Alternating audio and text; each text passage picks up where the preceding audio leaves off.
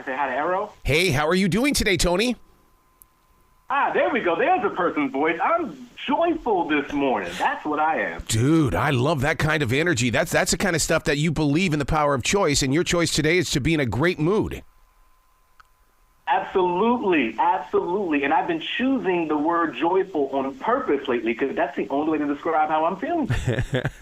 I got to tell you, Tony, I'm very proud of you with this book, and the reason being is because I've been a daily writer for 30 years. I've done everything humanly possible to try to get people to write themselves. And then here comes your book, and it is an expression. It is emotion. It is your journey. It is so much. And this is the kind of stuff that people need to read so they can do it themselves.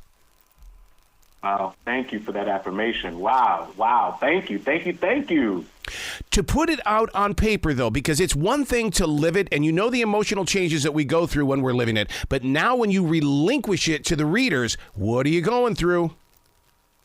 Yeah, that's a rule. Now, there's a good question. You know, there's a sense of relief, and then there's this like a bit of vulnerability I still feel, right? Because the stories, at least the memories and that I've crafted the stories around, and the poetry that's included are poems and memories that nobody knows that I've had. Parents, family members, friends. And so there is something to be said about, like, not only is the world getting it, but even people who are in my world, like, they're getting it too. And so there's something to be said about big breath. I'm so glad I got it out. But also, I hope this helps not only them understand me, but help them understand themselves so much better too.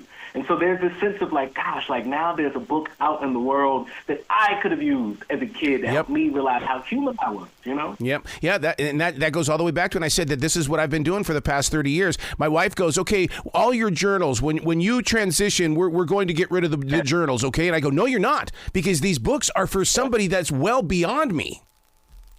Yes, that's it. And what you know, what's interesting, a part about this is too, because clearly I wrote this book as an adult, but the poems that I've included, the story is this.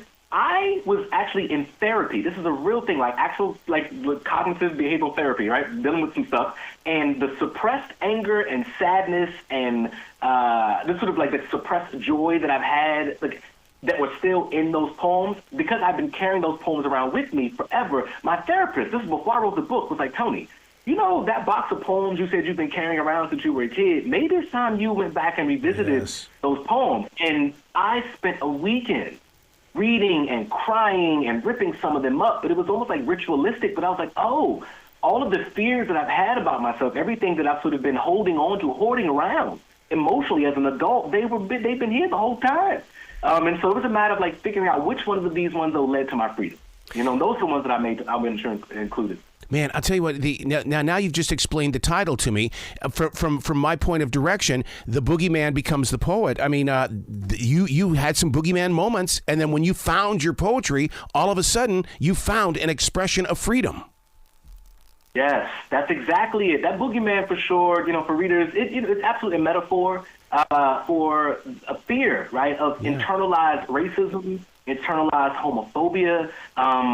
We grew up poor, not in poverty. I want to make that distinguish. Single mom. My father was addicted to drugs, and it was a messy time. He's a wonderful, amazing, sober man now. But you know, writing about that stuff during that time. But like, I had internalized this belief that I was not great, that I was, you know, not a good person, that, you know, I needed to always perform, right? I needed to perform in a safe Blackness. I needed to perform straight. I needed to, there was a performance that I had to just keep putting on. Mark Twain, in his autobiography, talked about how writers need to keep their accent. And in reading your book, I see your accent clearly, because there are some sentences here that don't start with a capital letter, and your commas and your pauses. And I'm going, my God, I love this man. I love the way that he convinced his editor, let me do my thing.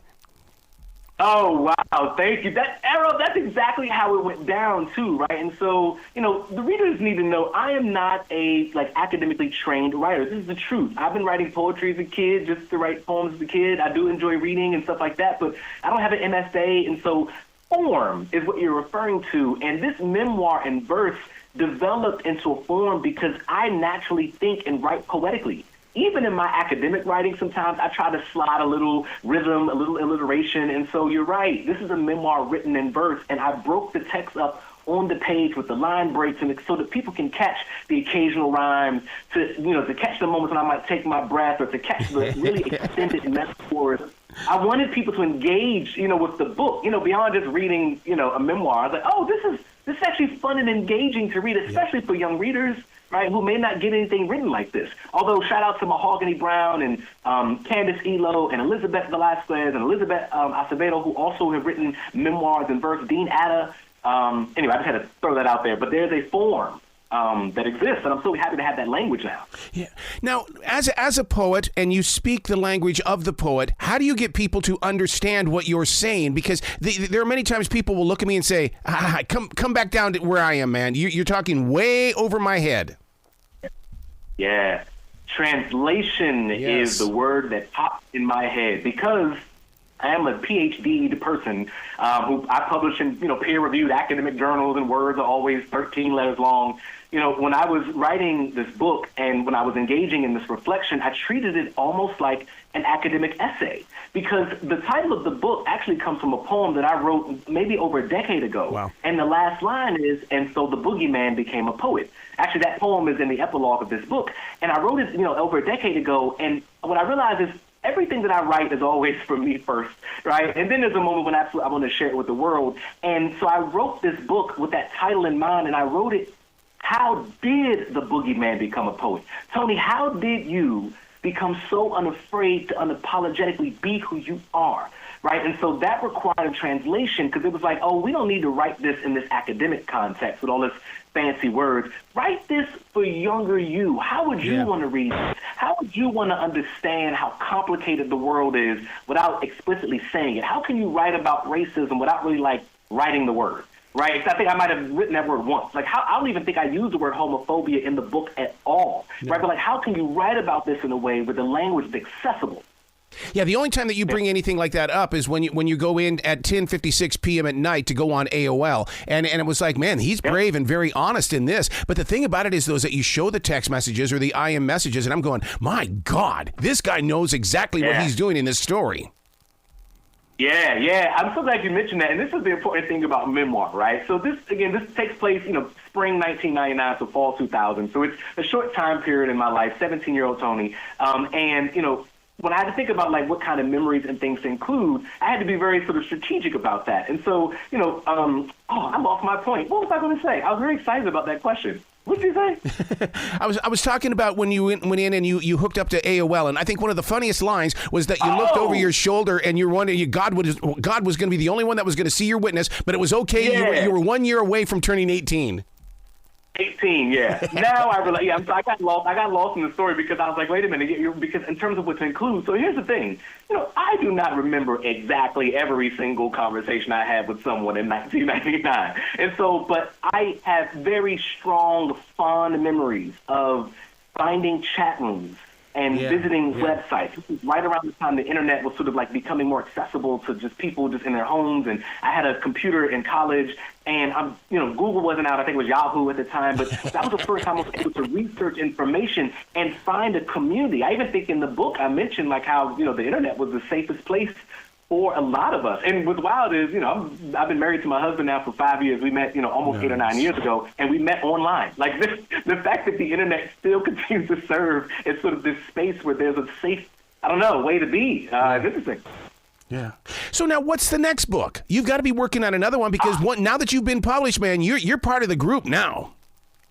Oh, it's happening. So I'm happy to share that I was actually offered a 2-book deal from HarperCollins, Cabin Ticket Books and HarperCollins. And so the next book is coming winter 2025. It is called Knucklehead. Yeah. And it's a collection of poems to Black boys and men, especially the gay ones, and the people who love us. So I tell the word, if you love me and I love you, this book is for you too. And the cool part about it is I originally wrote Knucklehead first, And when my wonderful agent, Annie Huang at Aisha Pandey Literary, love Annie so much, when she was pitching me to publishers, we included in the proposal that I was also working on a memoir in verse called How the Boogeyman Became a Poet. And it wasn't until my editor, who I wound up connecting with, Ben Rosenthal at HarperCollins, was like, Tony, the memoir's got to come first, man. Like, the world needs to know who you are. And so the cool thing is I embedded nuggets in How the Boogeyman Became a Poet that directly connect to Knucklehead, and nuggets in Knucklehead that directly connect to How the Boogeyman Became a Poet.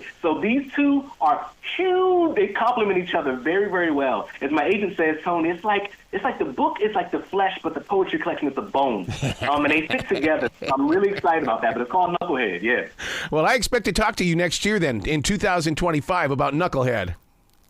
Let's do it. Let's do it. Dude, please come back to this show anytime in the future. The door is always going to be open for you. Thank you so much, Ira. I've had a wonderful time, man. Take care. Well, you be brilliant today, okay? Or wait. You be joyful all day today and forward. There we go. I shall be joyful. Thank you. Bye, guys.